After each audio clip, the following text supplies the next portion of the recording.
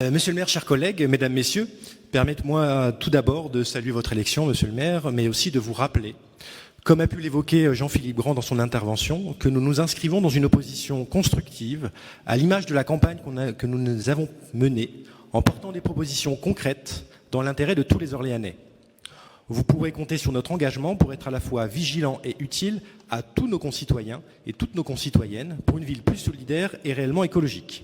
Concernant cette délibération formelle, nous tenions à vous faire part de notre volonté de travailler avec vous à une charte de l'élu orléanais qui pourrait compléter celle présentée ce matin, ainsi que le règlement intérieur. Cette charte pourrait évoquer les questions d'éthique, de transparence, en reprenant notamment les travaux de l'association Anticor. Elle permettrait notamment d'éviter aux élus de se retrouver en situation de conflit d'intérêts, faciliter l'accès aux référents déontologues du CNFPT, sensibiliser aux questions de harcèlement à la fois moral et sexuel entre élus et vis-à-vis des agents de la ville, envisager la retransmission de nos débats en conseil municipal, ouvrir les commissions aux citoyens-citoyennes, permettre à nos concitoyens de nous soumettre un sujet et donc de créer un droit de saisine, voire créer, à l'image de quelques autres villes en France, une commission spécifique chargée de suivre ces questions et qui pourrait être saisie directement par les habitants.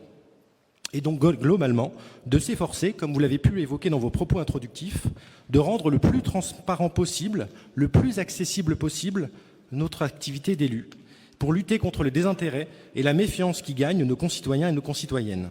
Vous le voyez, vous pourrez compter sur notre participation active dans la mise en œuvre de cette démarche qui permettra de donner les clés aux nouveaux élus et peut-être de réintéresser un peu plus les citoyens et les citoyennes à la vie publique. Merci. Je vous remercie, Monsieur Chapuis, pour votre intervention. J'y suis sensible.